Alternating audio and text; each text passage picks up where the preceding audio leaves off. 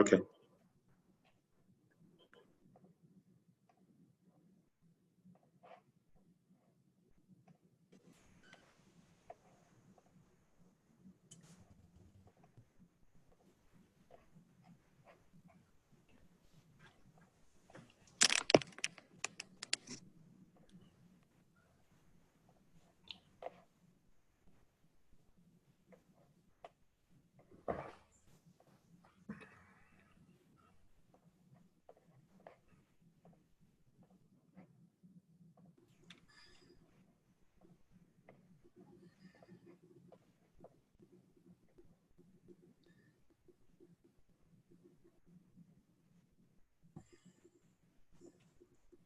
Okay. All right. Cool. Okay. All right. Thanks. Bye-bye. Bye.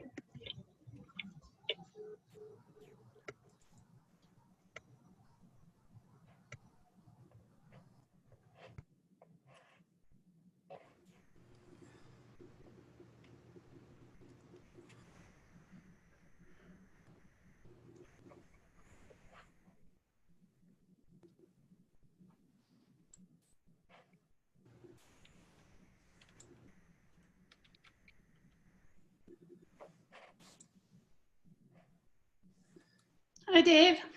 Good morning. How you doing, B? I'm doing well. How about you? Good. What a pretty day so far.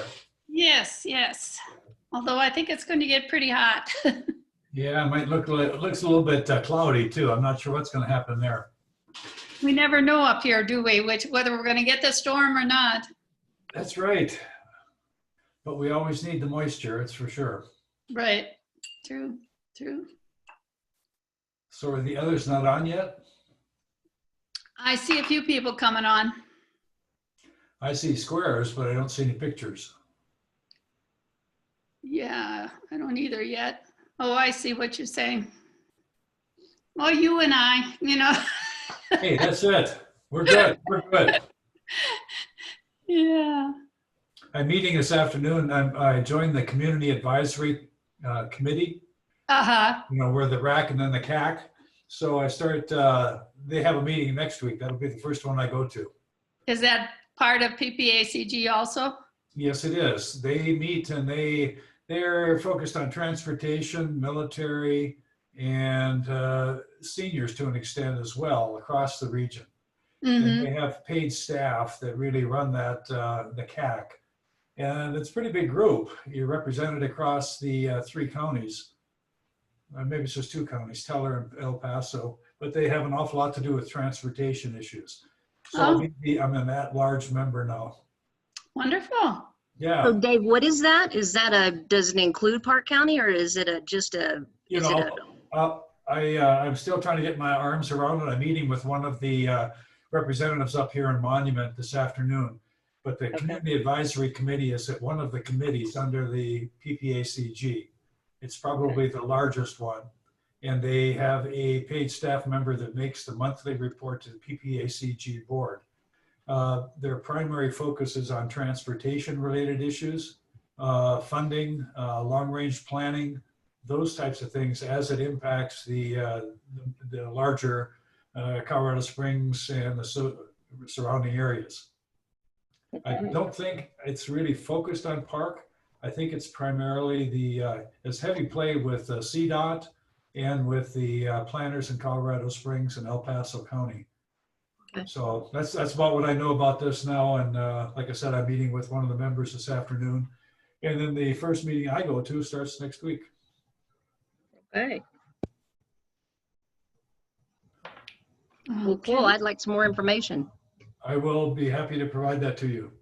Thank you. Good morning. This is Kim from Namaste. Good morning. So I had the link in an email, but it's not working. So that could be why everybody's not connected. I just called in.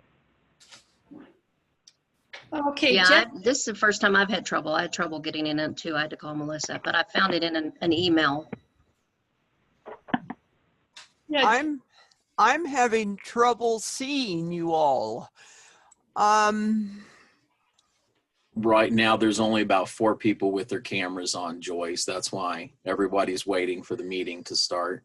Oh, I see. Okay. Well, I'll be patient. I just searched my email and typed in rack, and then that was the latest email that she sent with the link, and I logged right in. Yeah.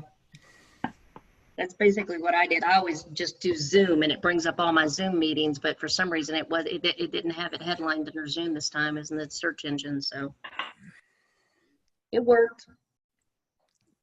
And Joyce, you can turn on your video. I see a little picture of you up in the corner, but I don't see anybody else. You need to change your view. There's You're in speaker view. Speaker view. Yeah, you need it up in the right-hand corner. There should be some boxes that allow you to change your view. You don't want it in speaker view because what speaker view will do on your screen is it will just, the speaker screen will be the only one you see. You should be able to set it up where you can see a bunch of small squares and then the Zoom will change you through that. It will cycle you through the squares. Should be up in your upper right-hand corner. Okay. Try entering your do full screen also. See if that'll bring you up some tabs, some thumbnails.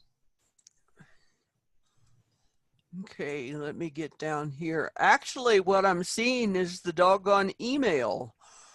And I see your little picture, and that's all I see.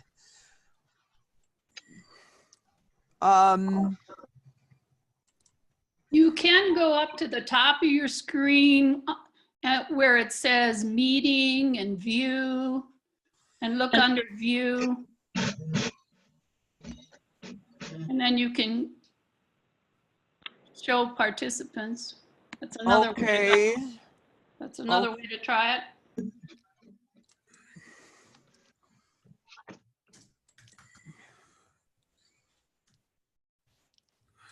Otherwise, we'll get Jessica to work with you on it. Okay, that'll be fine. I'm not that computer intelligent. I'm just wondering, are you just seeing a single strip of people or a person? Because it might be that you haven't even opened up the Zoom window completely. I think I haven't opened up the Zoom window completely. So see if there's a little box. Yeah, I right see at the very top. It's that slow internet. We can't see pictures. But if you can click on that little box, that might open the whole thing up if you and keep you from seeing the email, but seeing the Zoom. Okay, there we go. I found. I earned my keep. Thank you. There's more than one way to either end, I guess. Yes, sir. I just didn't know what button to push. Right. Morning, Jody. Good morning, B. Well, it's 10 o'clock, so we will go ahead and get started with the housekeeping side. That's pre-agenda work. We have a very full agenda today, and so we're going to try something a little new.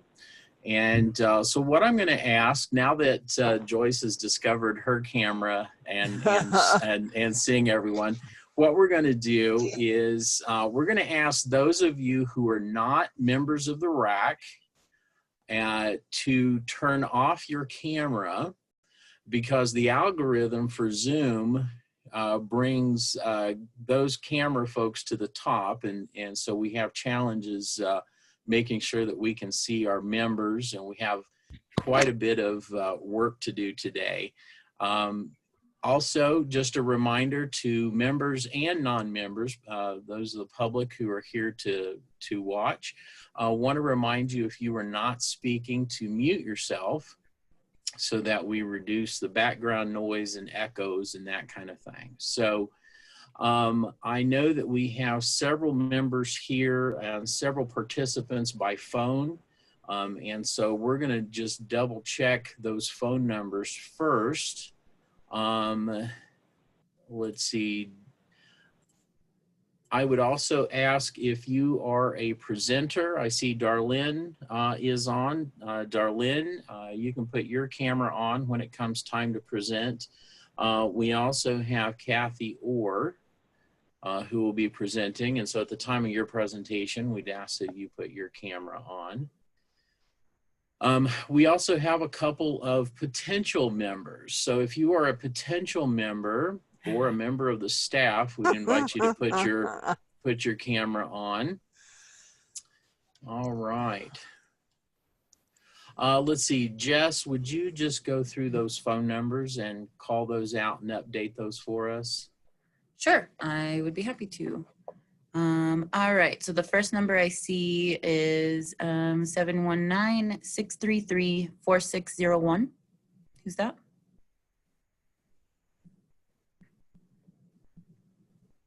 That's Dave Summers. Dave Summers, thank you. I'm gonna change it to your name as I go through these.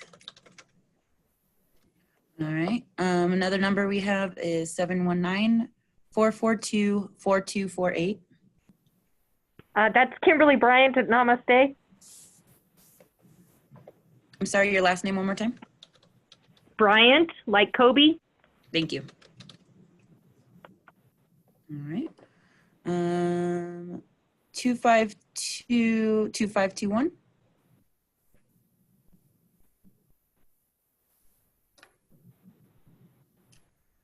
I'm sorry, did you say 2521? Yep, is that Jolene? Yeah, it's Jolene, sorry. Hi, Jolene. I recognize the number. Just wanted to make sure. All right, there's Jolene.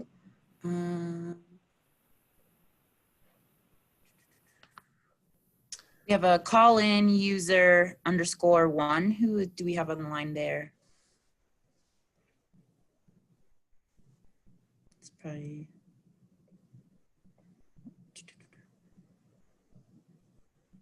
Anybody else on the line, phone line that we didn't mention yet? And by the way, if you don't answer, you get kicked out.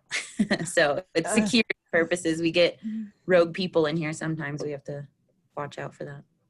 You didn't call my number. Okay. Joyce That's okay. Whittle. We see you, Joyce. We see your Okay. name. It does Yep, come we're up just with your identifying name. those that don't come up with their names yet. So we have a call. Oh, I see. One. Yep, there's just one weird one that we need to figure out real quick. So if that's Awesome. you and you're on a phone and I didn't call you, could you let us know? Okay, one last reminder before we get started on the agenda, if you are a non-member of RAC, to turn off your screen for us, please. And just so non-members, but those who are members, those who are presenters, and those who are staff, please keep your, well, staff, you can make that call depending on how you are multitasking today. So we sure appreciate everyone being here. So right as we get started, we do have an announcement to make. You can see B is here. Dixie Waddell has resigned from the RAC. And so per our bylaws, B, as being the first chair, moves automatically into the role of chair. She and I had a great long conversation not too long ago as part of this planning process, and she has accepted that role as chair. And so without further ado, I will pass it on to our chair, B. Babbitt, to begin the meeting. Thank you, Chris. Thank you, Jody. I'll talk a little later when I have the RAC chair report. But so let's proceed. We have the agenda. Are there any changes that you would like to propose for the agenda?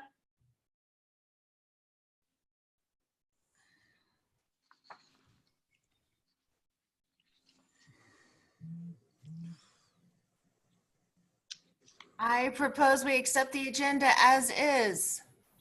Is there a second to that? I second.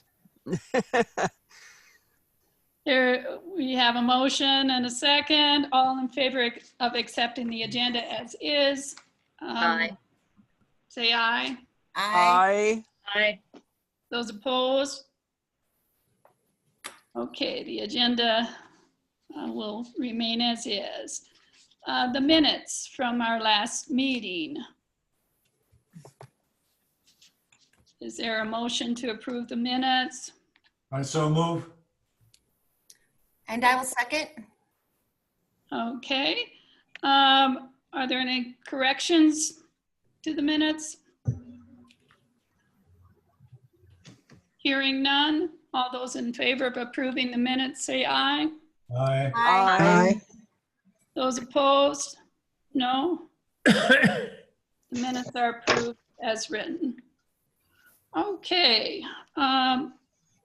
Public comments. Jody, do you want to introduce our, well, I can just go from the minutes here, I guess. Yeah, I would like to make one, just a real quick comment. As part of the public comments, we have a new staff member we'd like to introduce today. She is our new mobility coordinator and is going to be working with some contracts that are moving from the city to PPACG, as well as helping to expand our mobility conversation around our 3-county area. When I first came on, I heard Dave talking about the CAC, that's a Community Advisory Committee that's under the PPACG, and their region is based on the specific CDOT region, and so is not a full 3-county AAA region, and so those regions don't always overlap. So it's always good to have good people across the board. And with our mobility coordinator, our goal is to help increase that conversation and awareness and bringing transportation opportunities to the 3-county area. So Laura Cruz, I hope she was able to get on this morning. Laura Cruz is our new mobility coordinator, and so you all will be seeing her a little more often, and we will talk about some public input opportunities that may be coming up soon. Laura, if you're on, would you turn on your camera and say hello? My camera should be on. Okay, great.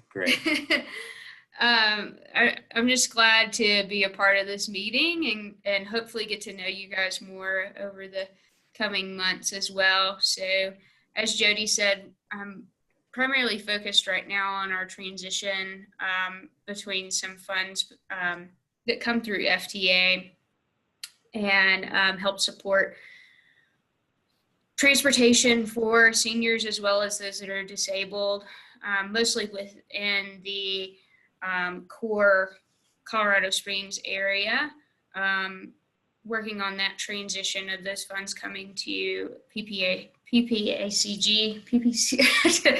wherever I work right now.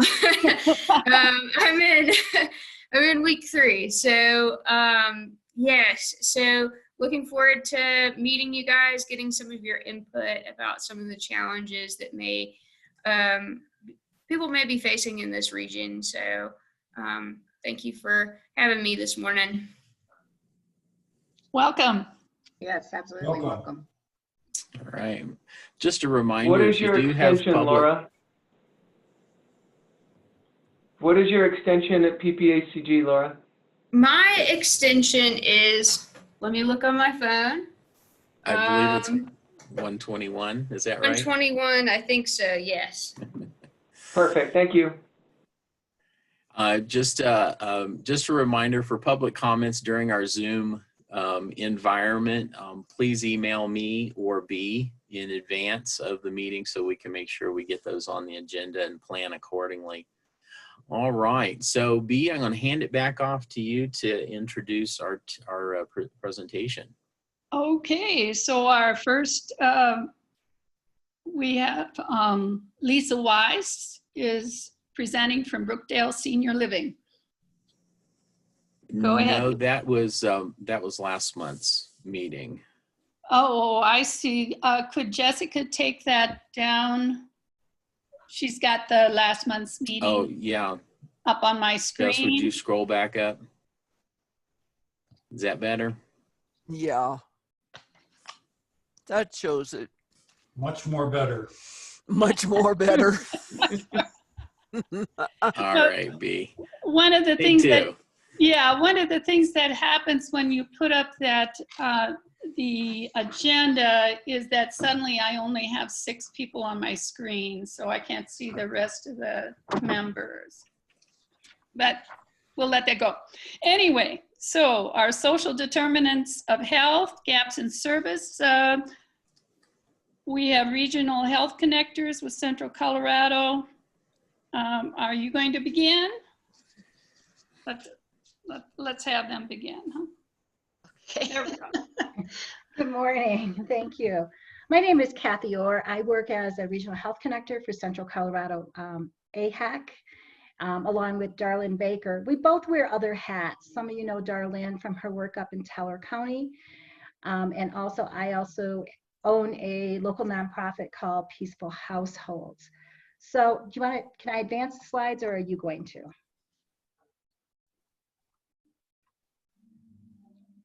I'll go ahead if you just let me know when you want me to click. Okay. Next, I'll do that for you. You can advance it. Thank you. So we were asked to talk a little bit about what are social determinants of health. And I always think it's the best thing to do is to give a clear definition of what that means. And so I found that the one from Healthy People 2020 is probably the most comprehensive. And basically, social determinants of health are conditions in our environment, where we live, where we work, how we learn, our age can affect a wide range of how well about our health, how well we function, and the quality of life outcomes in our risks. You can go ahead and move it forward, please. So when we start to really drill down on what that means, we're really talking about things like, what is your economic stability? And a lot of times our education plays a lot into that as to how well we have made a living throughout our life, and also kind of determines a lot of time what our income is after we retire. Also, the social context and community means a lot. If we live in a social environment where we feel well supported, a lot of times we have a lot better health. We also know that if we're a victim of violence, or we feel marginalized, or if we have not a lot of good access to good foods, that can really impact our health. You can go ahead, move it forward again. So really what we need to look at also is that it goes beyond what is immediate. A lot of things that impact our health over time are things that happened to us in the past. And these can be things of actually our grandparents suffered through, right? These are things that we know that trauma causes stress, and stress can be passed down through generations. So these can lead to us having sometimes some sort of poor outcomes in our own life. Like maybe we didn't have access to good education, but it also kind of influences how well we feel socially included and how well we're going to actually move through our environments, especially when we're looking at things like, do we have trust in the systems or the places that we live? How well do we feel about asking for help? Many times adversity is you've heard the word trauma used a lot. It influences how well people can actually engage in the systems or the programs that we're offering and how successful that is. We need to really look at these things when we're offering our programming and decide what it is that people really need. And we need to learn how to meet them where they're at. Because sometimes we come from our own personal experiences and our own backgrounds. So we make value judgments based on what we see as important, but maybe that is not what is important to an individual. Yeah. And this really can influence how well they proceed through life. You can move it forward. So I think this is a fascinating graphic. I use this a lot in my own at Peaceful Households. I was really surprised when I saw what made up how healthy we are. 40% of what makes us happy comes from our social economics. What was our education? What was our employment? What is our income? What is the income of the family? What are the social supports that we have? And is our community safe, right? And the 30% comes from those individual behaviors. Do we have a healthy eating, active living life? Or do we engage in things that are maybe not as healthful, such as things like smoking, right? And then 20% of our health comes from our access to our clinical care. I hear a lot of emphasis on access to care, but we also need to remember these other things that are occurring in our social environment really do make a huge impact on how healthy we are. And then 10% of it comes from the air and the water, our housing, our transportation. So when you look at someone and you're trying to figure out how you can best help them, you have to factor in all of these things. We have to understand what it is that they actually need to make themselves to be on a path to where they can maintain their own health. You can move it forward. So the biggest thing that I want to talk a little bit about is this idea of connections. It's really important. We need to have connections in our lives because we know we're social beings, right? We all want to belong to a pack or a tribe, whatever we want to call it. I sent out a handout called an In Brief around concerns facing the 50+ population, and you can look through that. There's a lot of good statistics on it. But one of the things they pointed out, and I really want to highlight this because of COVID right now, is isolation. That seniors reported that one of their big concerns was this idea about how they felt alone, that there was no one there to connect with them and to help them. And I'm really concerned about this because we know with COVID, we've increased the isolation and that loneliness that a lot of people are experiencing. We talked about social distancing. We really need to think about that more in terms of physical distancing, because we don't need to be close to each other, but we have to maintain a social connection. So we need to really think about this to keep our folks healthy. We're fearing more things. We're hearing more about increased numbers of suicides because people are feeling so isolated. There's also a greater barrier to people getting the amount of help that they need, whether these services are food, right? Whether they're able to, keep navigating through the realm of obtaining health care. There's been a big uptick in what a lot of the hospitals are now reporting is that so many people, because of this isolation, inability to get out and seek some of the care that they needed, they're now seeing an increase in people being hospitalized due to health issues that were not addressed for 3 months. And so we need to start thinking about, especially when we look at our older population, are we meeting those needs and making sure they're getting into the care that they need? The other thing about the handout that we sent with you is this idea of how to talk to people. It's some motivational interviewing tips. Many times we don't know how to ask people what they need. We don't know how to start those conversations. The biggest thing I would always tell people, and I truly believe this, is that if you ask a question, you have to be willing to listen to the answer. And the answer has to be accepted without judgment.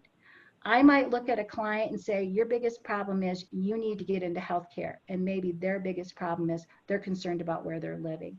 So we need to be able to invite people into working with us in a partnership to make sure we're filling all these gaps, so that we can make sure that they maintain a healthy and active lifestyle. You can move it forward. So that was just really brief because I only had 10 minutes and I could talk about this for 10 hours because that's just how big of a subject this is. But I would invite you to ask, Darlene's on the call also. Do you have any questions for Darlene or myself about any of this? Hi, ladies. My name is Chris Larson. I'm the representative for Park County. I have a question for you. What exactly is a regional health connector? Darlene, do you want to take that? You've been it longer than I am. A regional health connector, there's 21 of us across the state, and we started under the project, the state innovation model, which was integrating behavior health and physical health within the community. It was a SIM project. You might have heard of that. It's been going for about 4 years. We're at a lower capacity now. It's connected to practice transformation, so working with primary care practices helping them meet the social determinants of health in their community, as well connecting them to community resources and projects, and focusing on what the community sees as a need in their areas. And so every county is covered across the state. So that's, and we're all different backgrounds. The regional health connectors are different backgrounds across the state. Does that make sense? It does. Thank you. This is Dave Betzler. Just wondering, sort of along the same lines, is there a, since you've been around 4 years, is there an annual report or some sort of trending statement or some sort of document that says, okay, here's where we were, here's how the progress we made over that 4 years?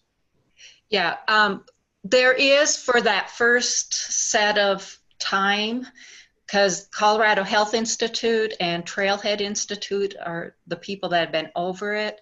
Right now, the main funders are through UC Anschutz Medical Campus Family Care. But if you look up, and I'm going to make sure I have the right link, but there is a link that you can look at our reports from, and I'll put it in the chat.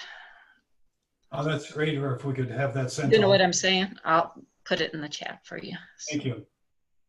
Arlen, this is Wendy Farr. How are you? Hi, Wendy. Nice to see you. Good to see you.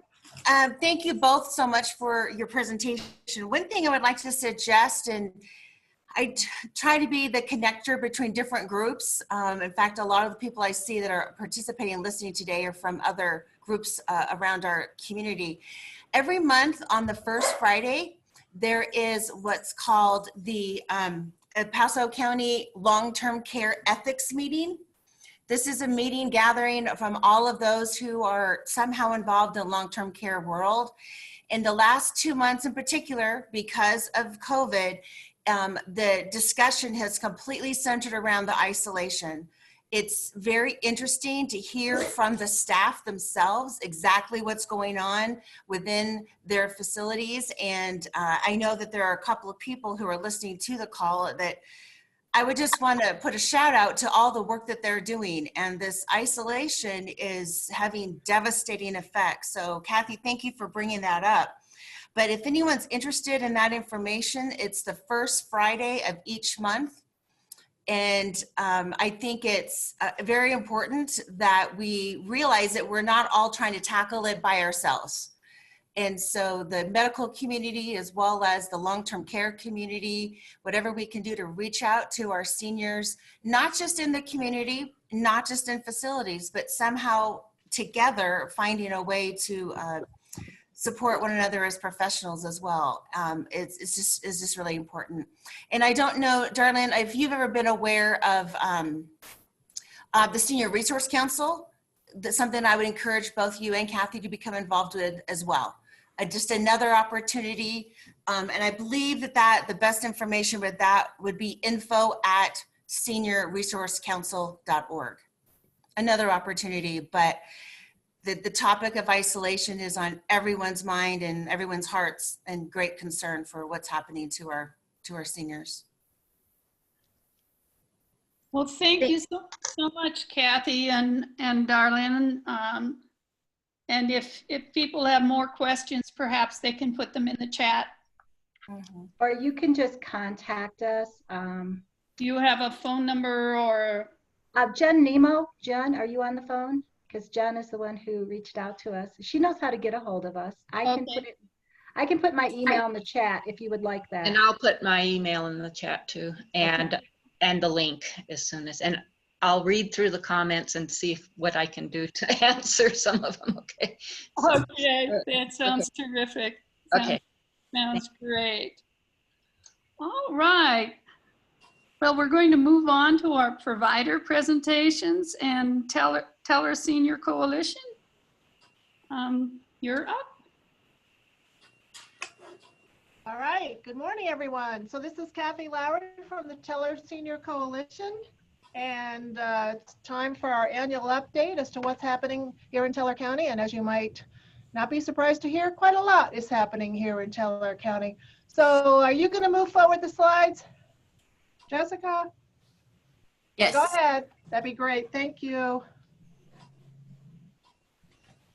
So we were created in 1996, and so that means that next year is our 25-year anniversary. So we'll obviously be celebrating that next year, and it's obviously a sign that we're doing our job to take care of seniors because we've been doing it for 25 years. All right. Our mission is to provide services to Teller County seniors to enable them to live full, active, and independent lives. We believe all seniors should be able to live with independence and dignity, and we hope to have them be able to live in their homes as long as possible. All right. So in 2019, some information on our services we're going to cover. We served over 800 clients, and we provided a total of almost 21,000 services, and that was an increase of over 10% from the prior year.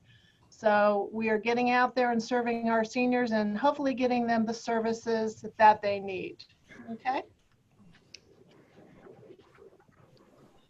Just a few testimonials from some of our clients. I thought I'd share these with you. We're continually getting great comments from seniors, and we keep sort of a record of all those, and we like to share them occasionally. So, okay.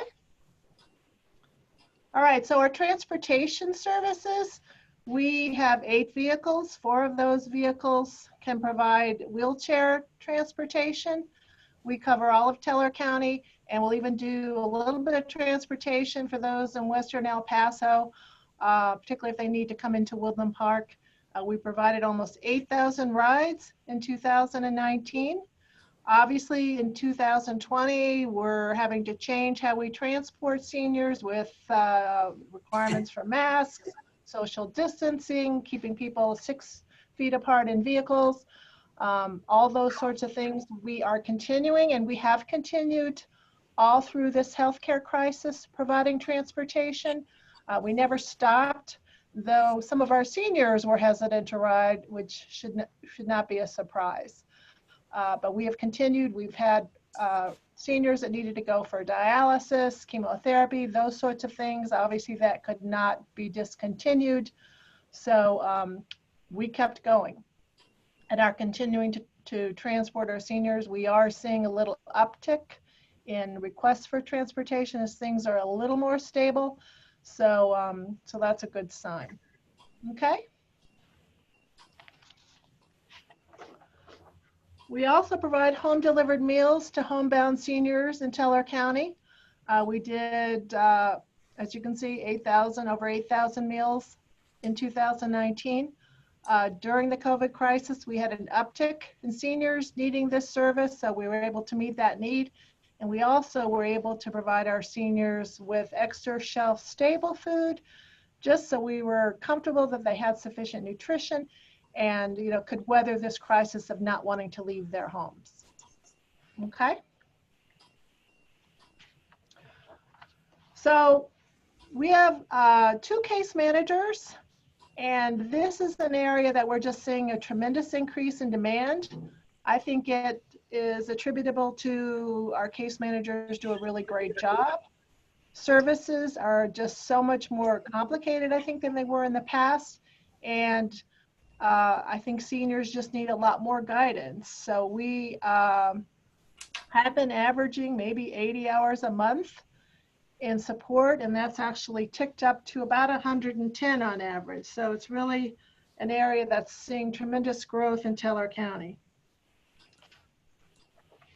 Okay. So we provide respite for caregivers. And you could see that we provided over 2,000 hours in 2019.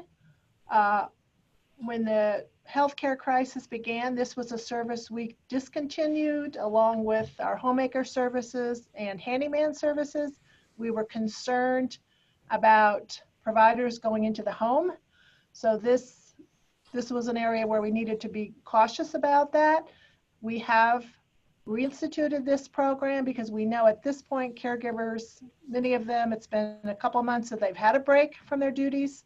And since the weather's nicer, we're hoping that maybe, you know, there can be some outside distancing. So we have pick that back up again, and it's a very important service for those caregivers who, 100% of their time is spent caring for their loved one, and this gives them at least a few hours where they can take a break, take a nap, run to the store, whatever. Okay? So the handyman services, we do just safety-related handyman services. So we're installing grab bars, railings, ramps, things of that nature.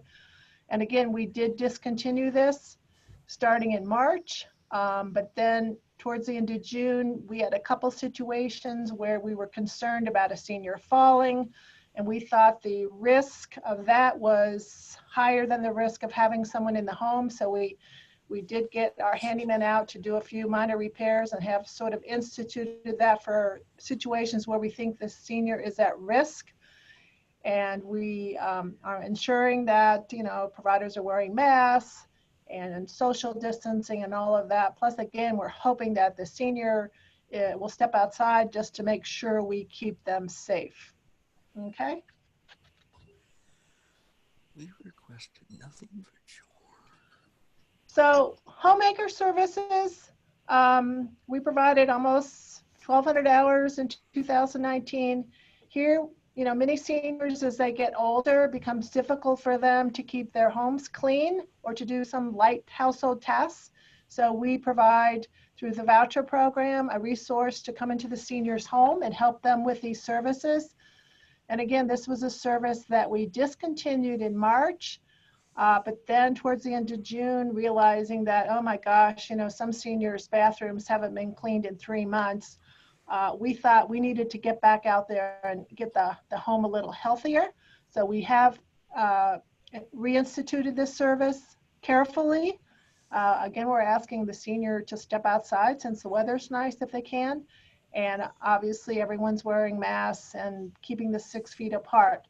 So that's all, part of that service. But we just felt the risk of not doing it potentially could be worse than, having someone in the home. And that's a great service. That's a service that right now I think I have a wait list of 5 seniors. We're seeing a lot of demand for this. So, really appreciate being able to provide this to our seniors. I do think it's important to keep them healthy and for them to be able to stay in their homes. Okay.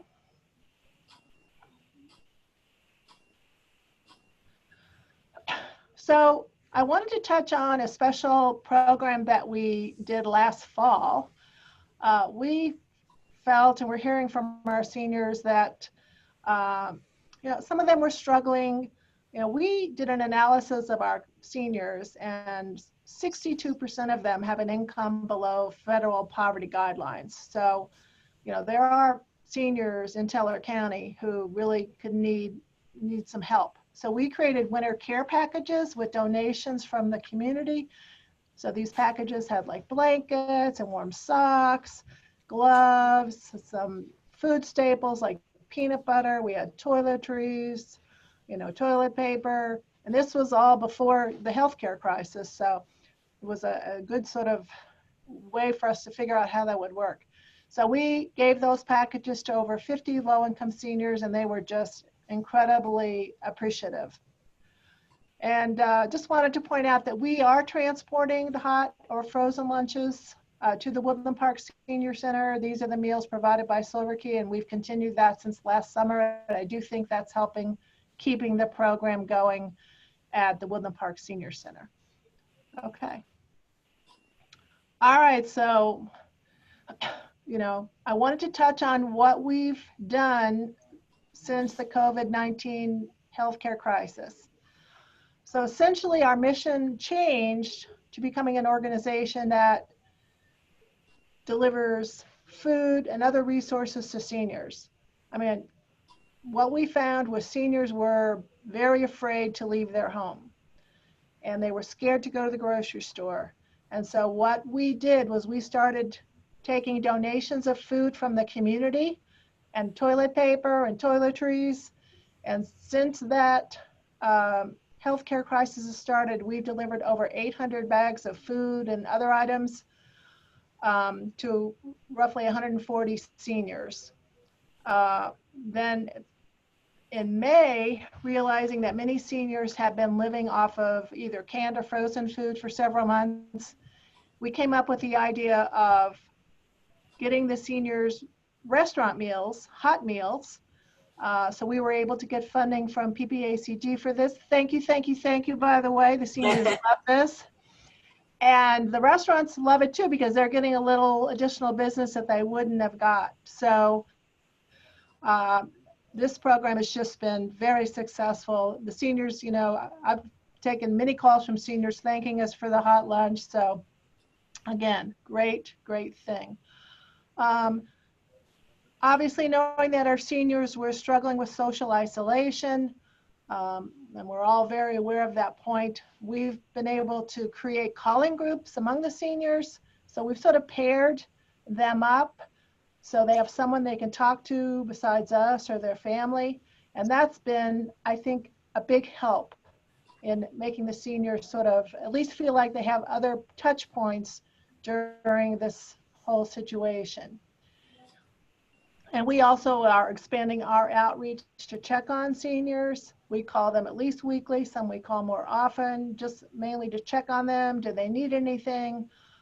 So we've had a lot of dialogue with them, and I think we've done a pretty good job of meeting their needs during this whole thing. And I just want to say, I know that the Aspen Mind Center is going to be presenting here as well. I think one of the things that have made this successful is that we've been working very closely with them and the community partnership. We've been sharing resources. We've been working with county officials to make sure that you know, all residents have what they need. So I just want to, you know, share that the Aspen Mind Center has just been very supportive with us. And I think between the two of us, we've really done a good job of taking care of our seniors. Okay. So one of the things that we keep hearing from seniors is, oh my gosh, I just can't shovel my driveway, or I can't clean my yard, you know, clear my yard. It's hard for me to go shopping. You know, I have a light bulb that's way up high that needs to be changed. So we are creating a new program we're calling Neighbors Helping Seniors. And the idea here is to have a pool of volunteers, and we've already created a pretty big pool that are going to help seniors with these sorts of things. I mean, you know, when we think about our homebound seniors who need home delivered meals, we can't get them the food if their driveway isn't shoveled, and it's a risk to our vehicles. So it's important also from that perspective to be able to take care of the seniors in this way. So we're very excited about this. We think it's a big need, and we're hoping that we're going to be able to help a lot of seniors with this idea of pooling volunteers to help them. And, you know, frankly, the response from the community has been pretty good in terms of people coming to us to volunteer to help our seniors. So we're very excited about this. Okay. And just lastly, I wanted to touch on the census, and hopefully everyone on this call has done their census. But we are pushing continuously to get the Teller County numbers up. It's been hard with the healthcare situation, but we have now just started having a census representative come to the senior center to meet with seniors to do their census. So we're hoping that that will get some results going for those that haven't completed it. But we do know it's very important, and we've been, you know, pretty much emphasizing that with our seniors as we have discussions with them. Okay. Very briefly, information on our finances. We're doing well, no issues.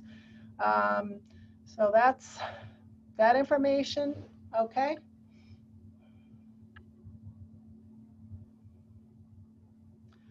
And just, you know, thanks to all of our volunteers and our supporters. You know, we couldn't do what we do without our valuable volunteers, and of course, all of our financial supporters, which is on the next slide.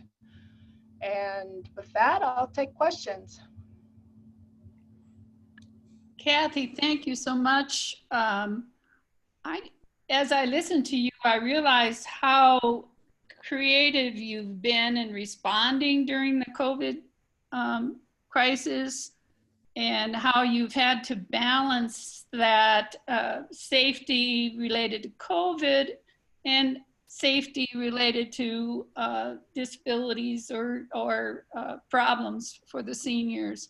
I think everybody's going to be in the position where they have to weigh those two elements and decide when they have to deliver services. Are there other comments, questions? Kathy, this is Chris Marie Larson with Park County. I just wanted to say that we really admire your efforts and your funding efforts. And I personally, as the census is near and dear to my heart, as y'all all know, thank you very much for your efforts to support that. Our numbers are dismal. Everybody feels pretty dejected about that, but thank you for the additional efforts you're making within Teller County. Thanks. I want to briefly appreciate cooperation between Teller and Park, and that between Florissant and Lake George, post office crossed county lines several times, and we've had quite a bit of support from Teller over here.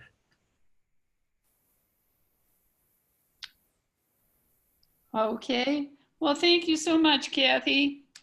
Let's move on to Community of Caring. Hi, everyone. I'm Ted. I'm the Executive Director for Community of Caring Foundation in Cripple Creek at the Aspen Mines Center. I'm going to turn the camera here because both Dawn and I are in the same room. So this is Dawn, and Dawn is our, go ahead and introduce yourself. Hi, I'm Dawn Diamond. I am the reassurance caller contact as well as a senior advocate for the Community of Caring in Aspen Mines Center. Dawn's relatively new to our organization. She's been with us for about a year. And if you could move the slide along there, we'll get started on the presentation. A lot of exciting things happening in spite of the COVID-19 and all of those challenges. We are just thrilled to be able to continue to provide services for the community. So under our case management program for 2019-2020, we've served 277 unduplicated clients, about 2,247 service units, and then an additional 40 for the reassurance caller program. And that program just started this year in 2019 and 20 in September, actually, because it took us a while to get Dawn on board. And so that program continues to grow hugely, especially in these times with COVID-19. There are so many seniors now that either through our outreach program or through reassurance caller are so appreciative. We talked about isolation, Darlene, and the challenges faced by our seniors in regards to social isolation. Kathy also mentioned that. And indeed, a lot of our seniors, pride themselves in Teller County on resiliency, on having moved to this area as pioneers and really enjoying that independent lifestyle. But what we're seeing is the farther or the longer COVID goes on, we're really seeing that they are having challenges with that isolation, even the most independent of our clients. And so that is a huge concern that we continue to address. 1,296 interactions through the reassurance caller program just in the first year. We anticipate that this program is just going to grow exponentially. 87 of our clients in 2019, 2020 were brand new. I'm sure you've had even more since we created this slide. 51 are veterans. The majority do reside in Cripple Creek and Victor. We have a smattering or actually significant amount in Florissant and then in the northern part of the county as well. And most of the ones in Woodland Park and Divide are overlap clients that we serve with one of our favorite partners, of course, Kathy and the crew at the Teller Senior Coalition. Can move on.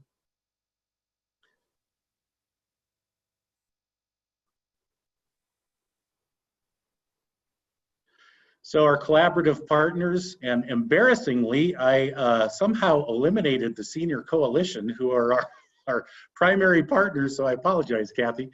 But some of our other primary partners are the Cripple Creek Police Department, the Cripple Creek Care Center, Peak Vista and Divide, Teller County Department of Human Services right here in the Aspen Mine Center, Angel Heart Home Care, TRE, the Veteran Services, all of those wonderful organizations, whether they are here in the Aspen Mine Center with us or outside in the community, or even in El Paso County and Park County. We have great partner agencies that help with so many things. And then on top of that, all of our countless volunteers and our neighbors that are the ones instrumental in really helping the seniors during this time. The COVID-19 has really brought out the best in our neighbors and people being neighborly to them, making sure that they're checking in. The programs that Kathy has developed as a response to COVID-19, and we'll talk a little bit more about that in a little while. I can move on. And I'm gonna turn it over to Dawn. She's going to talk about Dick. Dick is one of our all-time favorite seniors up here who has had a challenge. One of the challenges that we face up here, like Kathy was indicating, is enough caregivers. And so that's why this coming year, we've applied for funds also for caregiver vouchers because that need is growing hugely. As Kathy mentioned, they have a waiting list. And so in the southern end of the county, we're gonna create the Homemaker voucher program as well.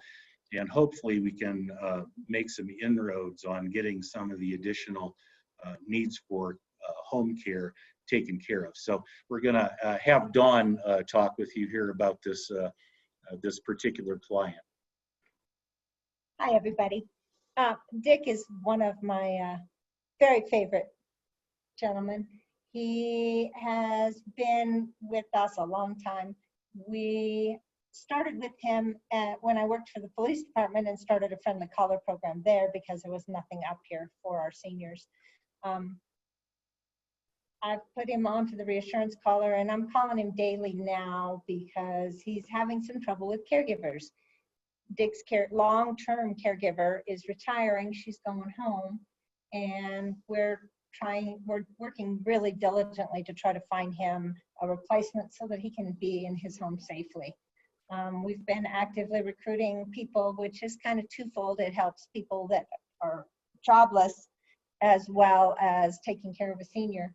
But we're actively recruiting people to provide home care service in this area. I've been able to help him with discussing his concerns and helping alleviate some of his stress because he's very, very worried about this. We're coordinating with a lot of our partners on this. Angel Heart Home Care has been instrumental in trying to help us find a new caregiver for him, as well as Southwest Regional Medical Services. They go in once a week and do vitals checks on him and check on him. They actually brought him a birthday cake for his birthday and had all of the first responders celebrating with him. So it's been an ongoing, but I believe that we're getting it licked. Awesome. So yeah, Dick has been with us for 10 years, I think. We've been doing this program actually for 10 years, and he's been one of our clients since the very beginning. So, and again, just an indication of how our medical service folks do as much out of the box services as possible as well. It's really a great collaboration with so many of our partner providers. So we're very proud of that. Can move along.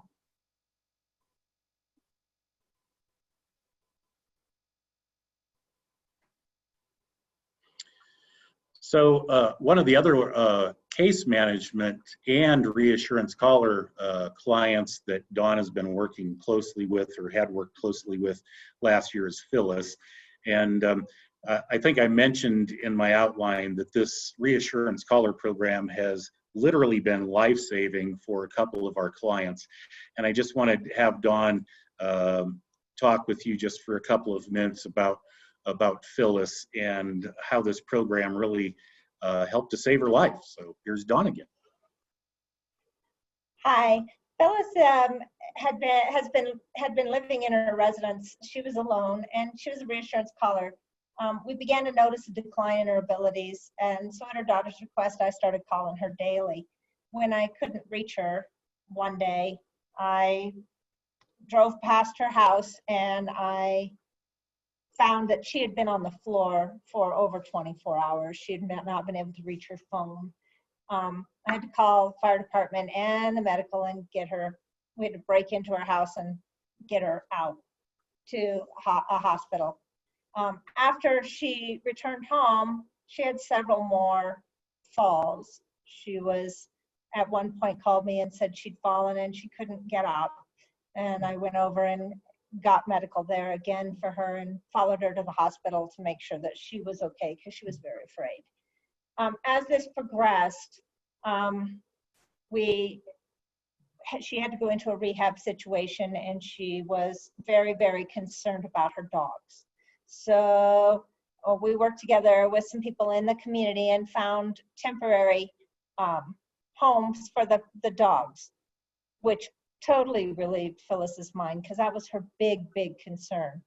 After they had decided, she and her daughter were talking, and her daughter was very concerned about her going home again.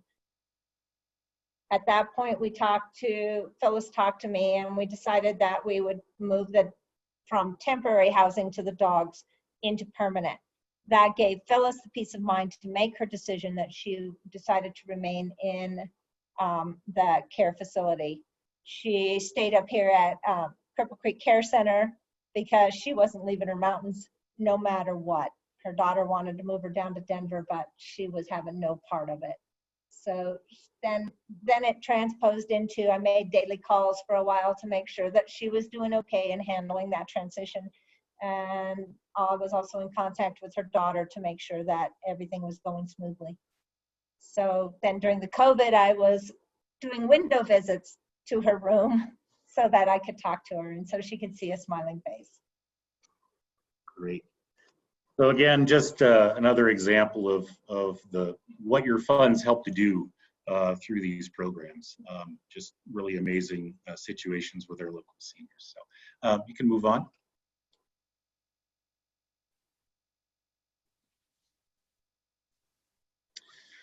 So one of our other great partners is the Golden Bridge Network, and there are several agencies. It's a great way to network and just everybody work together to make sure that we're all providing services for our seniors in the community. You can see Daybreak Adult Day program is in there, Teller County Public Health, and Teller County Department of Human Services, Teller Senior Coalition, the Woodland Park Senior Club. So it's just a way of seamlessly delivering services, making sure that everybody is providing services, that gaps are being addressed. And again, it's just great to be able to work with such a quality organization. The other neat thing about Golden Bridge is that we take turns as organizations writing an article in the local paper, which kind of addresses some of the seniors' concerns, also is an awareness opportunity to educate the rest of our community about some of the challenges that our seniors see. You can move on. So our real challenges, a lot of our clients are so independent, mentioned that earlier, and that's a lot of them have moved up here when gaming came into Cripple Creek or have been in the area for a long time, and now they're finding that, they might have moved up here 25 years ago to be part of the gaming community or to retire, and now they're finding a lot more struggles because of getting older, they're losing independence, those kinds of things. And one of the other big issues up here is the need for oxygen for folks that are at elevation, and they need to either be on oxygen or look at moving down to lower elevations. That's another challenge. You can move on. We'll go through these pretty quickly. I know we have time constraints here. We mentioned the challenge in regards to enough caregivers in the community that we're going to be actively working on, hopefully through the grant funding through AAA this coming year to help to address the need for home care. Housing is one of those really critical issues up here. There are only 8 government subsidized housing units in Cripple Creek.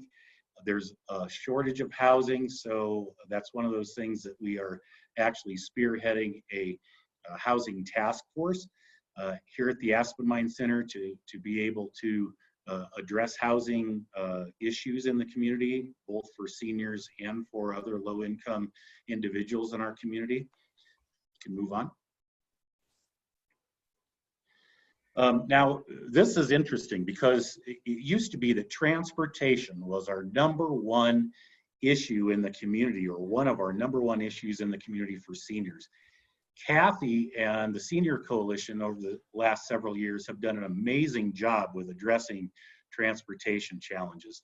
We still have a ways to go, but things are so much better now than they have been, thanks to the partnership with the Teller Senior Coalition. Also, the city of Cripple Creek is providing a shuttle on Wednesdays down to Woodland Park. They also provide, the Cripple Creek Transit provides services from Cripple Creek to Victor. And so just being able to begin to address those challenges. I know Kathy probably went from a fleet of 1 to now 6 or 7 vehicles. They're doing an amazing job, so I can't say enough about how great it is to have better transportation in Teller County thanks to the Senior Coalition. I mentioned housing. Social isolation, especially during COVID, is a huge concern, and we will continue to address that in numerous different ways, as so many other agencies are for their seniors. Lack of primary supports for our seniors in close proximity. So a lot of our seniors obviously have primary supports like family, but a lot of them live in remote areas or in other areas. The 2 individuals that Dawn spoke about earlier had sons or daughters in Denver, but the seniors were not really very willing to move out of the mountains, and we see that a lot. So that is one of our primary challenges. And then again, I think this is probably pretty common for folks, lack of knowledge about using digital technology, and not only lack of knowledge, but also the lack of service up here in the remote geographic areas in Teller County. So a lot of areas don't have internet services, or it's too expensive for them to get. So Dawn and a lot of our staff help people in the outlying areas, seniors and otherwise, to access digital technology and mentor them on that. And then access to medical care. Ancillary services mostly are in Colorado Springs, and so that's why that transportation piece by the Senior Coalition is absolutely so important, and we'll continue to work on that issue. And then access to assistance with applications and understanding Medicare. That continues to be a big struggle.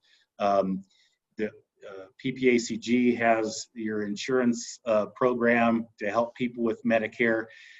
We do a lot in the way of application assistance for DHS programs, for LEAP, for SNAP, all of those programs. And so Dawn and formerly Rebecca, who is retired, we will be getting a replacement for Rebecca starting on Monday, yay. But the crew really does an amazing job with helping our seniors with applications as well. Move on. So transportation to remote areas. I know that Kathy still has a little bit of a challenge. Some of our seniors still live in very remote areas, and during bad weather, it really is a challenge to get to them. So kudos to the Senior Coalition for trying to address that issue. And it's really surprising to a lot of folks to realize just how many of our seniors still choose and want to, if possible, remain in their homes in very isolated areas in Teller County. Can you move on? And then COVID, we'll mention a couple of the programs that we have initiated to address the COVID issue, and I'll have Dawn talk about a couple of these things as well. So one of the things that we started doing right out of the gate in April, when COVID was such a concern, was to reach out to our seniors and be proactive about doing phone calls to all of them and make sure that they had access to food, that they had their medications to access them, whether that's being delivered or whatever, making sure that we minimize their social isolation. And so just a lot of phone calls to all of the seniors, and then prioritizing the needs of those seniors that they reached out to make sure that if they needed more frequent contacts, we could put them on that priority list to do so. And then a couple of neat programs done by a volunteer of ours named Arden, who is 84 and initiated a couple of great programs in response to the COVID crisis. So Dawn's going to tell you about that, and then we'll close it up. Okay, we have Arden, and she's always been a volunteer here for a long time. And she was very stressed by the fact that she couldn't help people and she couldn't volunteer. So we started having her, she did a just because we care card and sent that out to 242 seniors, which got a great response. They loved getting the card in the mail. We have also started an outreach where the ones that we've reached out to through the last few months that seem to maybe need a little more, she's starting to do some calls with them as well, just on a weekly basis.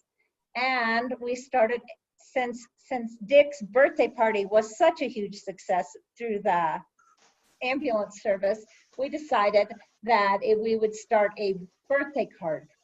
So we are sending birthday cards to all of our seniors on their birthday, and Arden is being in charge of that and taking care of that. So we've put her to work, and she's happy, and she's making seniors very happy as well. So one of the neat things about Arden is Dawn mentioned that she has volunteered here at the Aspen Mine Center for years, and literally she has volunteered here for 18 years. Organizing the clothes closet. Well, since COVID, we didn't want her physically in the Aspen Mine Center to do that. And so that's why it was so important for her to continue to do volunteer work. And she's just been stellar, has a great sense of humor, puts people at ease. And so through the calls and the letter writing campaign that she's initiated, it's been just a joy to work with her and to see how much that does for her as well. And she's recruiting other people, other seniors that can help in volunteering as well. As we know, people need to feel needed. And so that's been one of the neatest things that has come out of the COVID crisis. And there's been a lot of positives, but really focusing on that, on our seniors' isolation and really trying to address that in so many different ways. Kudos to Kathy for coming up with the restaurant meal programs. That's been amazing. Just the resiliency of our seniors and how much they have been able to sustain through these times. They still have great sense of humor. Dawn has a great time talking with them on the phone. But it really, it's very inspiring to hear some of the stories from our seniors. Again, thanks so much to PPACG, AAA for all of your great work and for the support. We could not do what we do without the support, both financially and personally from the staff. And so that's going to close it up. Any questions, we would be glad to entertain. Ted, this is Wendy Farr. I have a quick question. Of all the things you've learned through this COVID crisis and adaptations you've had to make, what are some things that you think you're going to hold on to? Some things that if we can get back to somewhat normal existence, things that you've learned that you think maybe you'll hold on to even though there'll be no need for them? Yeah, so I think the biggest thing is that the frequent contacts by other seniors, reaching out to seniors, and that kind of peer-to-peer program. Actually, Darlene and I were on we're part of the Mental Health Alliance for Teller County, and one of the things that we're going to do as senior, we work together on a senior group, is to continue to build a peer-to-peer program. As we talked about, seniors as well as everybody need to feel needed. And so if we can help seniors to help each other and to maximize that resiliency, let them encourage them to feel needed and do that outreach. I think it's proven to be so successful through the COVID campaign that's one thing we definitely want to hang on to. It can reduce depression for seniors, both the one receiving the care and the senior who's doing the outreach. So I think that's pivotal. That's something that we really want to work on.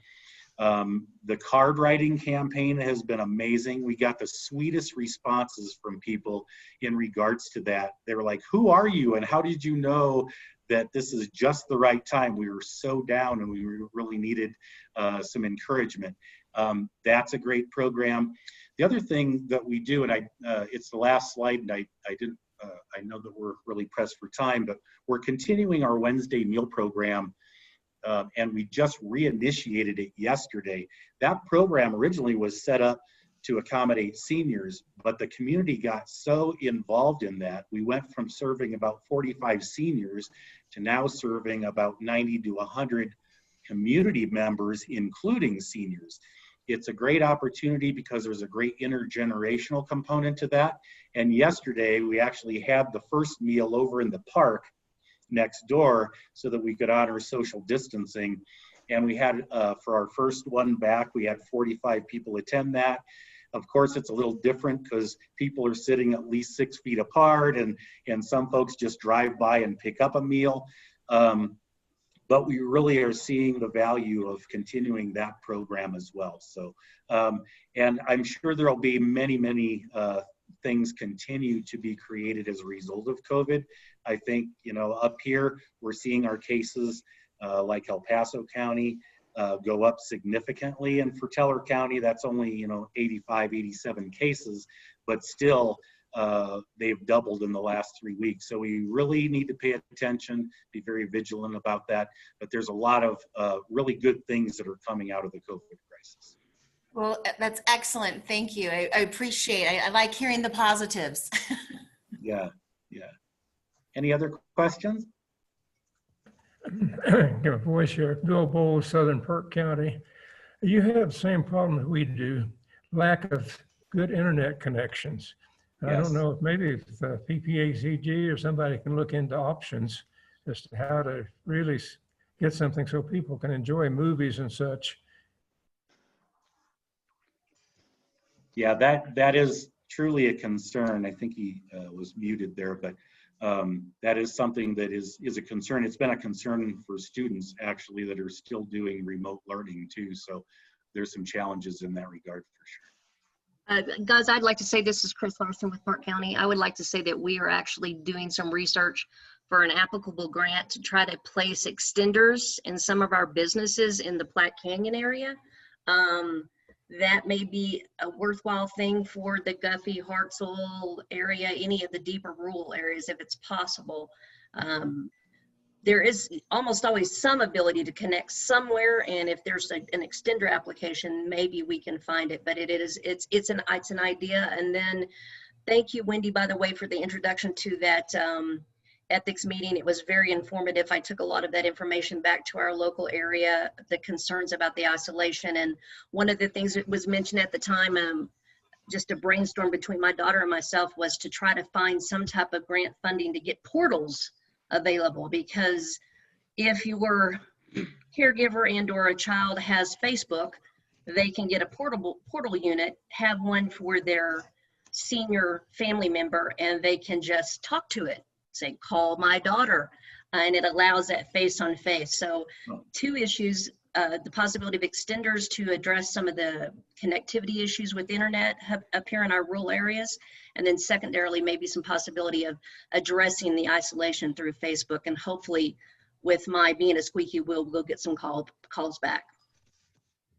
Very good. Great, thank you. Anything you can help us out with in that regard is great. We appreciate it. Another option, about 30 years ago, lived in Houston, and the wife was involved in the mayor's program where people signed up to call a homebound person once every morning, or sometimes decided, just check on them.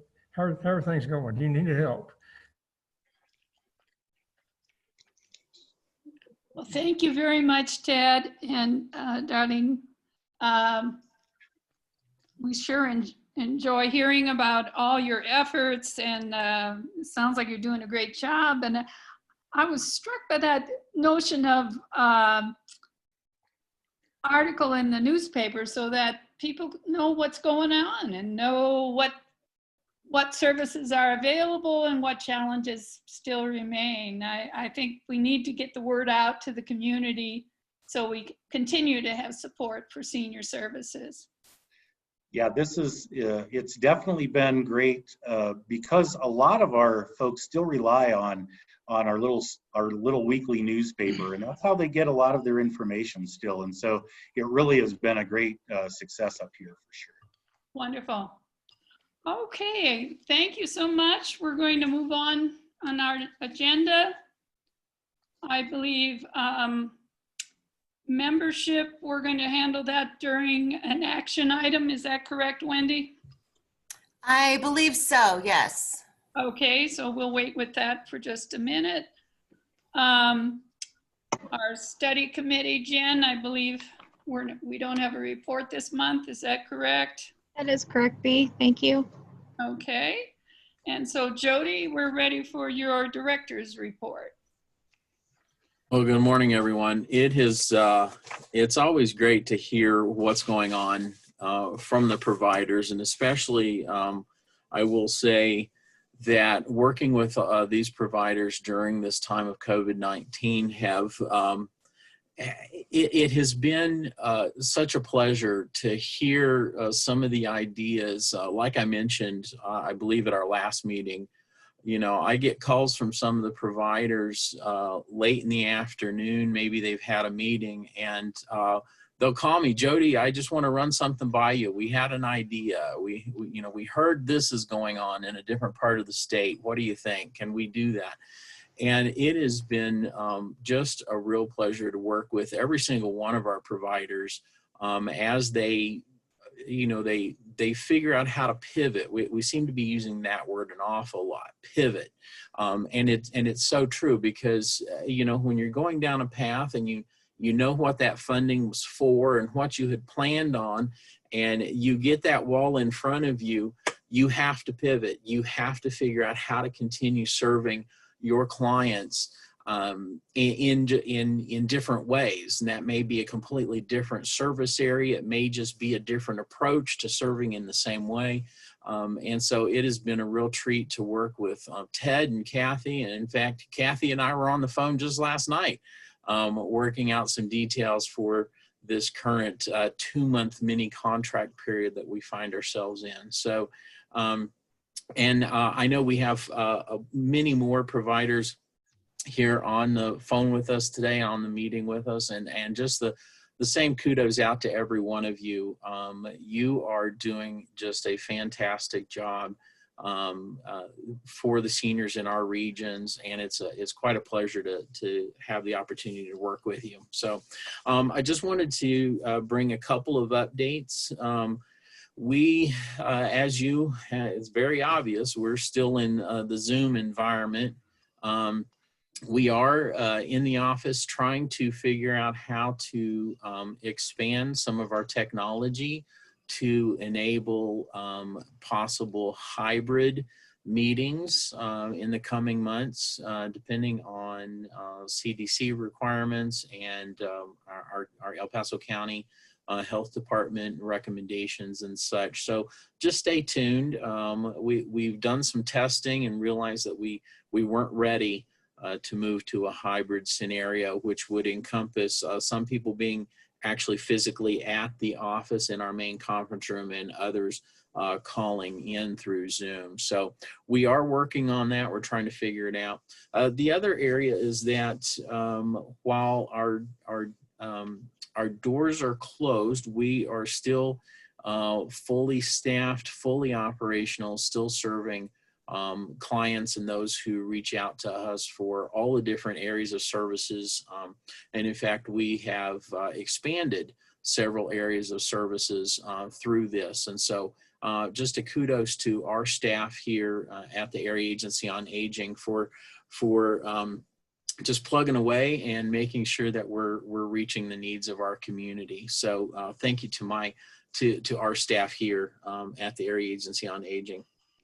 A couple of conversations are going on at the state level among several organizations, not just the State Unit on Aging, who holds our contract for our funding, but it's around the flexibility that we have realized within the current environment under the major disaster declaration. There's been a lot of flexibility in how we use the funding, how we redirect funding. I believe I've used a couple of examples before, but normally once one of our providers contracts for a service, they are committed to that service through the entire year. Only towards the end of the contract period may they be allowed to adjust some of their funding if they need, if they have two service areas, for example, they can put a minimal percentage of their original contract amount into another area if they have seen growth in an area or higher needs. Under the current disaster declaration, that has just been completely removed, and allows us to meet the needs almost immediately. It's just a quick email, a written document to me to request. Those providers can make those requests for funding changes. And again, it comes back to that idea of being able to pivot to meet the needs of the seniors and their clients. And so one of the examples that I've shared was a provider who had contracted with us for transportation services. And as you might imagine, by the end of March, there were no transportation services happening. We were able to, because of the flexibility realized by the state and the federal contractors, we were able to move their funding directly into mental health support services. And so they were able to expand those areas of services to their clients and to the general public. And so that was really exciting to see. But we have done that. I could go through the entire list of our programs and give example after example how providers have come to us and said, we're seeing this decline because we can't offer that service right now for whatever reason, but we're seeing an increase here and here and here. And so can we make some adjustments? And we've been allowed to do that. So there are conversations going on through the state and all the way up to the federal level with the Administration on Community Living, who is the federal administrative organization that oversees all the Older Americans Act funding, around creating additional flexibility post-COVID after the major disaster declaration is withdrawn. And so we're excited to be part of those conversations at the state level and with other groups. We hope that we will be able to retain some of those levels of flexibility because our providers, not just ours here in our 3-county area, but around the state, have shown that we can make it work and we can manage those and be, because of flexibility, be extremely creative in serving our seniors. So that's really exciting. Thank you for allowing me to introduce Laura earlier, a little bit off schedule. I was going to do it now, but she had a meeting to join as part of her new role at 11 o'clock. But I do want to share that part of this 5310 transition that we were working on, those will be funds moved from the city MMT, Mountain Metro Transit to PPACG across this year. It'll take quite a while to happen, but one of the requirements is to include public input on the program management plan. And so be watching for an invitation from us. It will go public, we'll go to the public, but we're going to make a special invitation to our RAC members to join in on that input. So be watching for more from us on that. The RFP process, since we have that on the agenda in our action items in the next section 5, I just want to thank the TRS members for the time that they spent in reviewing the requests, talking about funding, talking about services. And so they did a really great job in their conversations and planning. And so I just wanted to say a big thank you for them. So, you know, many times those of you who have been on the RAC for several years are aware that traditionally there has been a carryover period of leftover funding, typically announced around the fall or first of the year. In this case, this past year, it was announced somewhat October, November. We knew it was coming. It was formally presented to us in January. The TRS met in January and distributed the rest of those funds. Because of the circumstances we find ourselves in with the state shortfall, budget shortfalls, as well as the the federal changes around the funds during this emergency time, there will not be a carryover period. So just be aware of that, especially as the TRS makes their recommendations. So we have alerted providers as best we can in conversation, and so they were able to prepare their requests accordingly.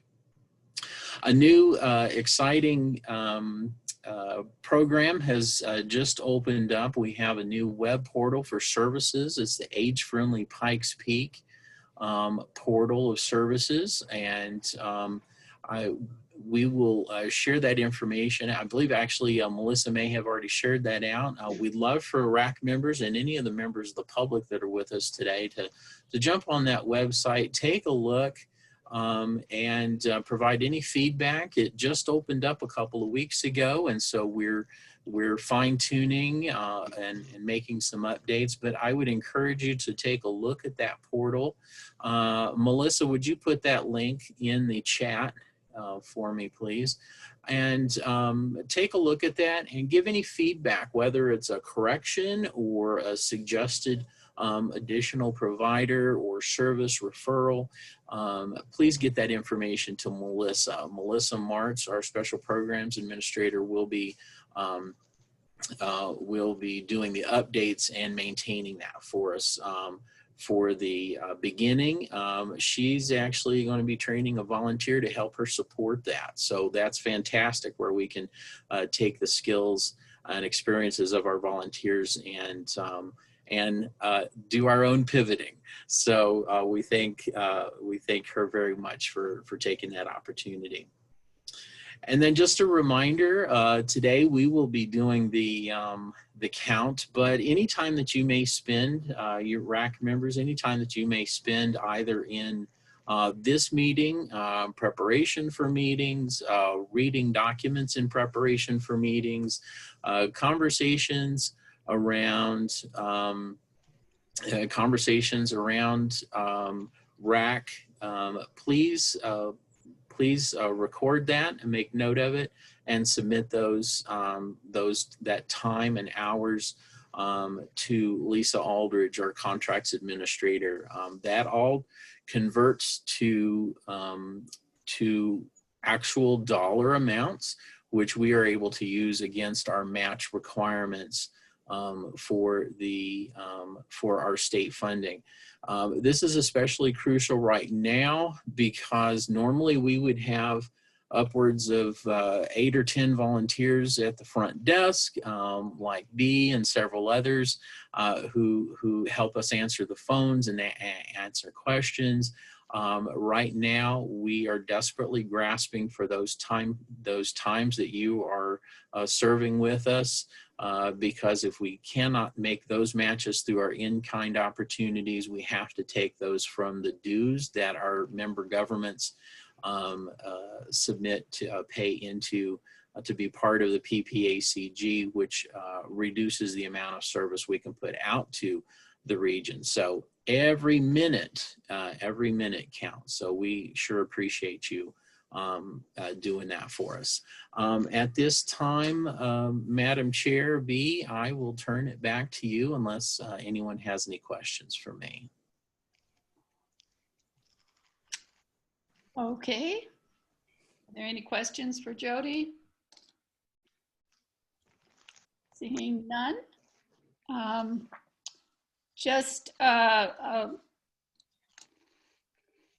As my chair's report, just want to officially say thank you to Dixie for her service as chair from January until now. And to just ask for your collaboration, which of course you always give. I know most of you fairly well because we've served on committees together and gone on car trips or to meetings up to Cripple Creek and elsewhere. So we've had a chance to get to know each other, but there are some of you that I don't know too well, and I hope we sometime in the near future, you know, get to be back in person and get better acquainted. I'll put my email and phone number in the chat so that everyone, you can give me a call or send me an email at any time to let me know what your concerns might be. I want to then move on. One of the things that happens when suddenly you move from first vice chair to chair is you read the bylaws. And basically, my movement from first vice chair to chair is automatic based on our bylaws, but that leaves the first vice chair position vacant. And so the executive committee met and made some suggestions about who might be able to move into that position. And so I'm very happy to announce that Elaine McKenzie has agreed to take on that position. And so as part of this meeting, I am officially appointing Elaine McKenzie as our new first vice chair. I think that's all I have to say for now. We'll talk more some other time. Let's move on to the TRS funding, and Chris Larson will present that report. Hello, everyone. As you can imagine, we were some concerns initially, at least in us members of the committee, about how much money and where it would come from with being informed about the shortfalls within our state. It ended up working out fairly well, thank goodness, mostly because of the CARE Act adoption. As Jody did mention, the flexibility has helped. I know from information that there's been a lot of phone calls for emergency funding. The RFP requests, we went through them. Everybody got a good portion of their request, and to the point that we even have a small reserve available. As you do know, as Jody stated, there is no carryover fund, and we are also only doing a 10-month contract. But that CARE Act funding is, I have been assured as the members of the TRS committee were, that there will be some immense flexibility with what is available. And as I said, we did have a little bit of a cushion. We lost 2 of our providers, but we gained 2. We did a lot of questioning during this TRS cycle because of the fact that we at one point didn't know the exact dollars, so we were making sure that all our T's were crossed and our I's were dotted. With the fact that there is that, and I just answered a chat question to Dave, and please allow me to apologize for my typing,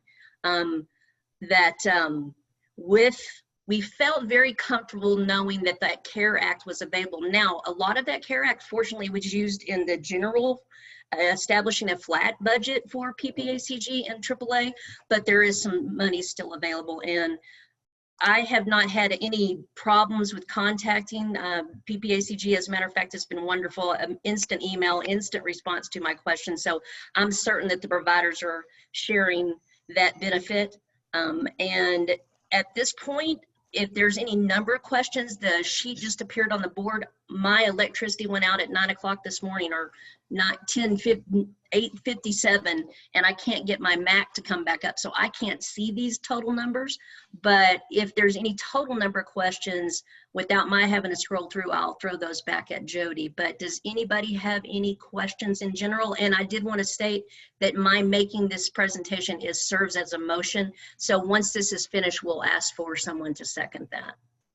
So any questions in general from our providers that are here or any of our members? Just to qualify that, Chris, the questions would need to come from members. This is not a public discussion at this point. Okay. Any questions from our members? I have a question, Chris. Can you hear me? I can, Joyce. Okay. I would like to know what the reasoning was, if it can be told, behind our not being funded for housekeeping, for homemaking. Jody, I will throw that to you. Sure. Hi, Joyce. This is Jody. We actually had two reasons for making that, and I will let the board know that I did make this recommendation to the TRS, and there's 2 reasons for that. First of all, when the Homemaker program was dropped last year, it meant a lot of scrambling and rebuilding of that program by a different provider. In this case, it was a partnership between PPACG and Invita to enable the Homemaker program to continue in Park County. Along with that, it created some challenges in consistency within the program, and really didn't get back on track until the first of the year, late fall. So that was one cautionary tale.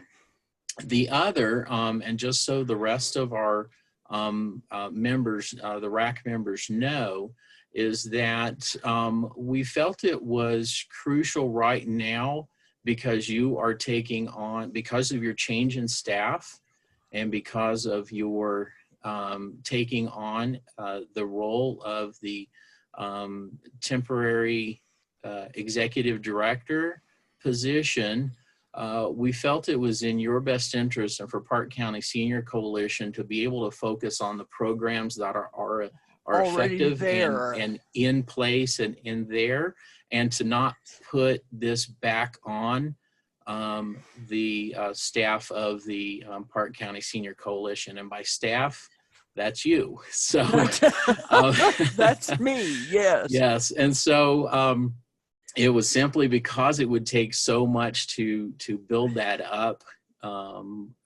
back under Park County Senior Coalition. Now, with that being said, I know that you've been having conversation and guidance from several members of my staff, and I expect there will be opportunities for this to come back to Park County Senior Coalition in the future. In the future, okay. Yes, absolutely. We just felt right now during this transition period, it might be best not to put that back on top of your plate with everything else that you're learning. Okay, all right. So this is not a permanent move.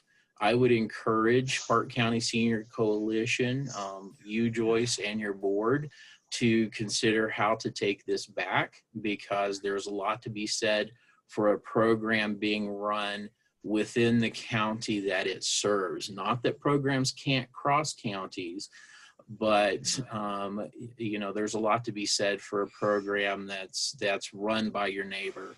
Okay. And so I would encourage you, as you are seeking out your new executive director, that this becomes a regular part of the conversation. And I know my staff would be happy to hand it back when you are ready. Okay. All right. Thank you very much. You are very welcome. I would say Jody did a great job of answering that question. Thank you, Jody. Are there any other questions out there from our members that we can address before we move on? I don't have a question, but I do need to declare that my mom does bookkeeping for the Teller Senior Coalition, which may be a conflict of interest for voting. Okay. Thank you, Andrew. And Joyce, we need you to declare, actually, both Joyce and Bill, you will need to declare your conflict of interest just to make that aware, make the rest of the members aware as well.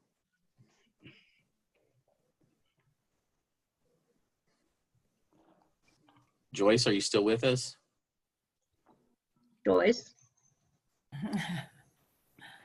All right, on their behalf, Joyce Whittle, as you know, previously was second vice chair. She still continues to be second vice chair, but she has been named by her board of directors as the interim executive director until further notice with the Park County Senior Coalition. So I'm going to declare her conflict of interest to the board. The other is Bill Bowles. Does serve on the board of the Park County Senior Coalition as well. Now, by our bylaws, that declaration simply means that we're putting that out there so that everyone is aware. They may still vote or choose to abstain. Either way is fine and acceptable. It doesn't change the ultimate outcome generally because we have a quorum. But it's most important that declaration is made. At this time, if there's anyone that doesn't have an issue with those declarations, the voting process or discussion can continue. Anybody else have any issues to discuss based upon our TRS committee findings and unanimous decision for our RFP grants for the 2021 cycle? I would just like to say thank you all so much for your time and your effort doing it. It is so much work, and I'm glad that it was you guys and not me. Thank you. Thank you. Thank you. Thank you, Wendy. Anyone else? Then we'll thank you, Chris, for your report. So we have a motion on the floor. Is there a second to the approval of the TRS recommendation? I will second that, B. Thank you, Wendy. Okay, so we'll proceed with voting. We'll all those in favor say aye. Aye. Aye. Those opposed say nay. Any abstentions? Okay, so the TRS funding report has been approved. Thank you. Now we move to Wendy for our membership appointments. Yes, thank you. This has been a very busy time for everyone on our committees, it looks like. So we've had a couple of applications that have come through. We also have a few other people that are still in the pipeline. But I would like to personally thank those on my committee for membership, Lucy Crandall and Marilyn Bradish in particular, and for their time and willingness to help us look through applications and also to be able to do the interviews. So I have two separate people that I'm going to do a recommendation for today, and I'll do it as two separate situations. So first of all, we received an application from Rosemary Jaramillo, who is the director of the Alzheimer's Association. some of you may remember that we have somewhat of a positive history with those who have served as the executive director of the Alzheimer's Association. We previously have had Barb Cottle, who was the director, as well as someone we all recognize as our director of our agency now with Jody Barker. And however, just as a clarification, that does not mean it's an automatic situation for that person to slide right into that open vacancy that was left when Jody changed to his situation. And they do not serve as a director. I mean, it's not a position for the Alzheimer's Association. It is still an individual as the person. And so this recommendation is not to fulfill what would have been left of Jody's term. This is an actual beginning, and it is as Rosemary herself. A couple things I just wanted to mention about Rosemary. Marilyn and Lucy and I had a wonderful time chatting with her. Lucy and I have known her pretty well in the past, but it was wonderful for Marilyn to get a chance to ask her some questions and get to know her better. Just as a possibility for understanding her background a little bit better, she has been involved with CASA in the past and understanding with the court-appointed special guardian and those processes. She's also recently come from the Pikes Peak Hospice background, and so has a lot of work with volunteering and coordinating with those types of services for family members.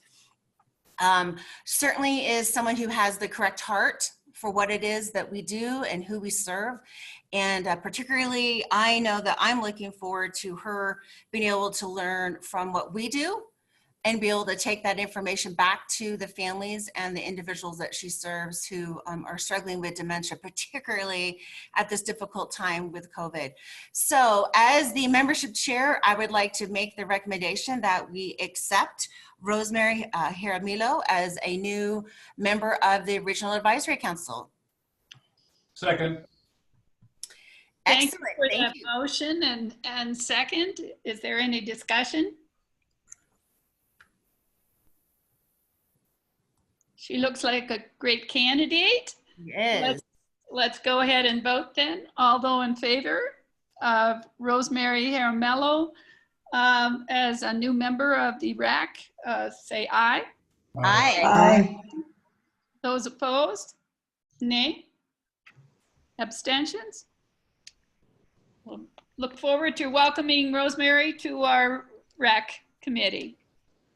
Excellent. So I have a second individual. This is actually someone who was proposed to the application process through Carrie Schillinger. So many of us who've been on the RAC for a while will recognize that name and Carrie's involvement with our organization for many, many years. That alone made me feel a little bit more comfortable that she maybe had prepped him about what to expect. But I found that, as always, Carrie's recommendations usually turn out to be very good. He is an excellent candidate for what we're looking for. It is nice that Dave and Bill will probably appreciate that there'll be another gentleman on the RAC as well. So we appreciate Christopher for being helping with those odds. But the thing that I was impressed with Christopher was his enthusiasm for learning and knowing more about what it is that we do. His background is more involved with other nonprofits that haven't necessarily been with the elderly, but more with the disability world. So he currently works at the Independence Center, just as Dixie Herring used to as well. Again, just as with the Alzheimer's Association, he's not fulfilling the rest of Dixie's Herring's term of service, but it is helpful that we have someone from the Independence Center based on who it is that they serve. And so we're grateful for that. He's also worked with a lot of youth programs for like Inside Out program, as well as the Pikes Peak United Way, and also has worked with some CASA experiences as well. So I think his experience that I think is going to be best added for us is his enthusiasm, you know, to learn all and to find out more what he can do for us, but also what we can do for him as well. And we were all, I had not met him, Lucy and Marilyn, none of us had met him. And we were just so positively impressed with him. And I wholeheartedly recommend him also. So officially, again, I'd like to recommend Christopher Robinson as the new member of the Regional Advisory Council. I second. Thank you, Chris. Thanks, So Chris. we have a motion to approve Christopher, is it Roberts or Robertson? Robinson. Robinson. Okay. As a new member of the RAC, is there any discussion? Hearing none, we'll proceed to vote. All those in favor, say aye. Aye. Aye. Those opposed, nay. Abstentions? Thank you. We have a second new member of the RAC. Wonderful. Thank you very much. All right, so now we move to discussion items, and just this is restricted to members of the RAC. Are there any discussion items someone wants to bring up? I would like to, I don't know if it technically isn't a discussion item. I would like to thank all the providers that put themselves through that RFP process, that are willing to still do service to our seniors. Thank you very much for that effort. To all of our members of the TRS, thank you again for that. I found it to be particularly enjoyable, as I do every year. I love to know the nuts and bolts. So thank you for your efforts, and please, providers, thank you again for what you do for the seniors. Anyone else have an item to share? I'm not sure if this is actually a calendar of events coming up or whether it's discussion, but I do want to just make people aware that after a lot of discussion and concerns, the El Paso County Bar probate section is going to move forward with still having their senior law day. It will be a live stream from the senior center. That will be available through a Zoom link. It will take place on September 12th. So if there's anyone who has any questions about that, I'm helping with some. I've been on their committee for many years. And I'm looking forward to being able to get this information out, maybe even to a greater, broader audience than we've been able to before. Jody will be aware of having been involved with the Senior Center with this event for many years. And it will definitely provide some good information. So if you have any questions, I will get that information out to Melissa so that can go out to everyone. And hopefully we'll be able to get more people involved. The topics will be Medicaid, I believe, advanced directives, and estate planning again. So wonderful opportunity. So September 12th, Saturday, 9 to 12. Everyone, this is Chris Larson again with Park County. Announcement, we will not be moving forward with our second annual Senior Expo, not at least in a public forum. We had initially batted around utilizing video presentations for our providers. We do have some limited connection issues here. We have some concerns, so right now we're trying to format putting together smaller presentation options, how to put that package together, offer it to our providers, and let them post that on our webpage at essentially a small, quite a bit nominal fee in comparison. And as the chair for our Senior Expo, it's very disappointing. We raised quite a bit of money last year for our small organization. So bad news in that regard, but again, you know, another COVID issue bites the dust. Additionally, we've lost our direct contact with census workers walking into Park County, and we had also arranged for someone to come to an information fair that we're trying to establish that would be sitting at a table, obviously with, you know, social distancing and a mask, and answer any questions and have anybody continue to fill out their invoices. But now they have declared us as a problem area with our increasing cases. So bad news, but you know, we move on. Okay. Madam Chair, if I may. Who is this? It's Jody. Jody, yes.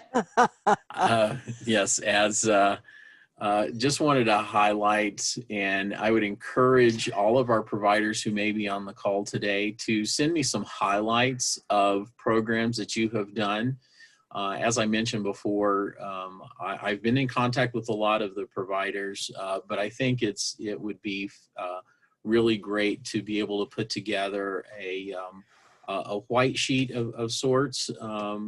That's just kind of a one-pager that includes maybe 1 or 2 highlights of programs that you have initiated during COVID-19 to meet the needs of seniors. We heard about several today, but I would encourage you to send me those and let me put that together so we can share these even broader with our RAC members and with the public.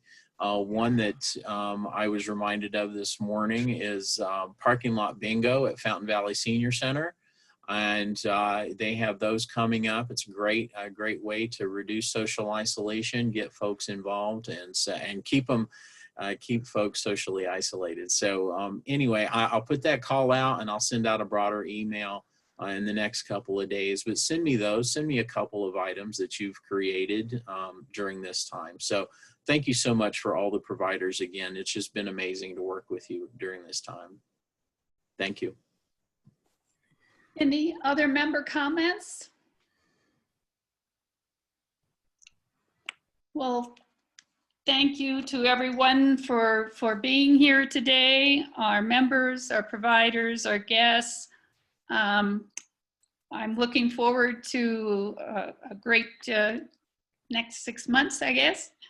And hopefully over time, we'll be back together in person again. Our next meeting is August 27th, the 4th Thursday, 10 a.m. And for right now, we're still thinking we're going to be on Zoom. So looking forward to seeing you then. We also have a RAC Executive Committee meeting on the first Tuesday of the month at 10.